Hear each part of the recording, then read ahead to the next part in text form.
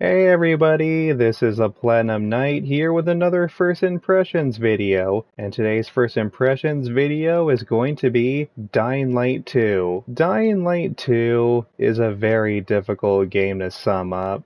For those of you that don't know, I love the first Dying Light game. My cousin bought me Dying Light the Enhanced Edition for Christmas, and I loved it. I instantly became immersed in the Dying Light universe. I synced in hundreds of hours into that game. So when Dying Light 2 was first announced, naturally I became excited. Although I was skeptical, but after playing the first Dying Light game, I'm pretty sure you can still imagine why I would still be anticipating for its sequel. So Dying Light 2 comes out, and I bought the deluxe edition. And what are my thoughts and opinions on Dying Light 2? I'm disappointed, everybody. I admit, I was pretty let down in a lot of ways. I mean, don't get me wrong, it's still technically a good game, okay? It can still be pretty fun and addictive to play, but when you compare this game to Dying Light 1, even before its enhances and updates, in a lot of ways, the first game was just so much better. However, even with that being said, really what made Dying Light 2 fun for me was the co-op mode. Me and my buddy, the Tribal Chief, had a lot of awesome times playing this game. We had a blast, and we pretty much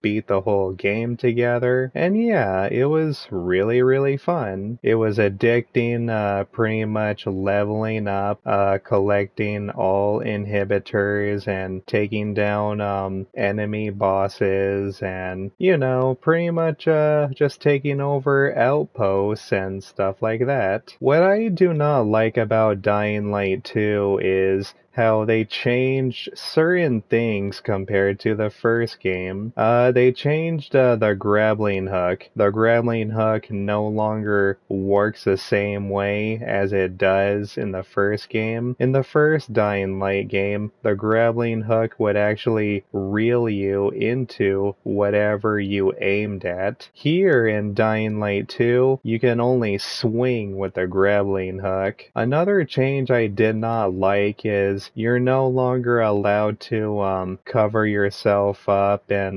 zombie gore or in zombie flesh as camouflage. Yeah, you can no longer camouflage yourself through the skill tree. Oh, and you can no longer kick zombies' heads off just by standing on top of a car. The only way you can kick an enemy's head off is if they are completely down on the ground. Another thing I really did not like about Dying Light 2 is there's no guns in here. There really is no firearms. Well, besides the boomstick, but the problem with the boomstick is it only fits like what? 2 shots, and that's pretty much about it. There is a crossbow you can unlock in here, and don't get me wrong, the crossbow is actually pretty good and pretty powerful, but it's technically not a firearm though. And I get it, I understand why Techland didn't put guns in Dying Light 2, because they were trying to make this game more scary, but the problem with that is, first of all, video games in general is pretty difficult to be scary, and second of all, Dying Light 2 has a ridiculous storyline. So to me, Dying Light 2 basically feels like a downgraded version over the first game. The only thing that was really added or considered an improvement over the first game is Dying Light 2 adds a new paraglider system. You're able to now use a paraglider, and to an extent, I guess another plus I can give this game is it is a much bigger map compared to the original Dying Light. I do like how you get to explore buildings and skyscrapers, but that's about it though. And to be completely honest with you, I would rather have everything that the first Dying Light game introduced instead of this paraglider and big city you get to explore. So in a lot of ways, Dying Light 2 does feel like a nerfed version over the first game. The last thing I want to talk about is the story. I don't like the story, everybody. The story is kind of ridiculous, and you know, that's actually saying a lot because I remember when the first Dying Light came out, and when people reviewed it, everybody said that, oh, the story is just not that interesting. The story is just filled with a bunch of action movie cliches, and to an extent, at the time, I did kind of agree, but the more that I look back on Dying Light 1's story, it's actually even better than this game's. While yes, the first Dying Light did follow a lot of action movie tropes, but at least it was safe though. At least it was a story that actually made a lot of sense. And now that I think more about it, I kind of feel a little bit of ashamed how I criticize the first Dying Light story mode, because Dying Light 2's story is just not that good. There's a lot of plot holes, there's a lot of things that just really doesn't make any sense and could have easily prevented some characters from being killed. There is a choice mechanic in here, and one of the things I do not like about the choice mechanic for this game is it almost doesn't even matter what choices you make. You don't really know what the outcome is going to be. And I've seen all 4 endings to Dying Light 2. They're basically the same. The only difference is sometimes you escape by yourself and sometimes somebody comes with you. But without spoiling it, the person that you've been meaning to save, well, let's just say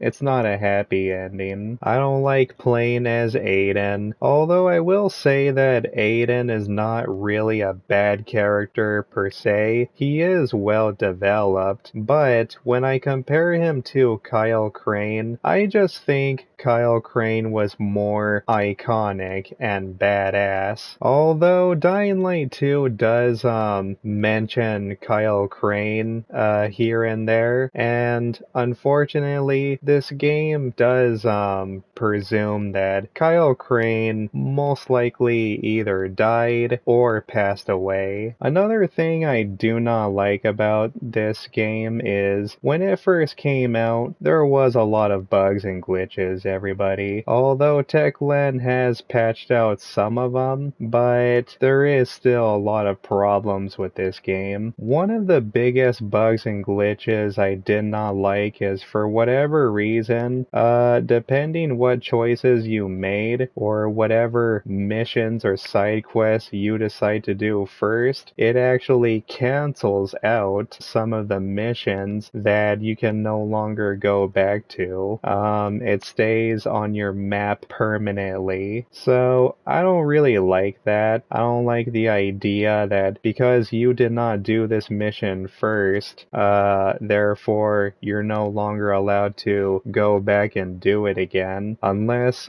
you start from the very beginning of the game, which, I mean, who wants to do that? Oh, and quick tip for Dying Light 2, in the skill tree, I highly recommend you immediately buy the drop kick. The drop kick comes very much in handy, and the moment I got the drop kick from the skill tree, that's when I really started feeling like a legit zombie slayer. I had a lot of fun drop kicking a lot of zombies and stomping their heads. I had a lot of fun drop kicking human enemies off of buildings. So those were pretty good times. Overall, people, as much as I am disappointed in this game, especially compared to the first Dying Light, I want to believe Dying Light 2 will follow in the same footsteps as the original. There is supposed to be a DLC coming pretty soon, but even with that being said, my hopes may be a little bit too high. I think the biggest problem with Dying Light 2 is it wasn't ready, okay? Despite how many times it was delayed, it just wasn't ready. I just feel like it definitely has a lot less content. Even when the first Dying Light came out, I mean, nowadays, it's no secret that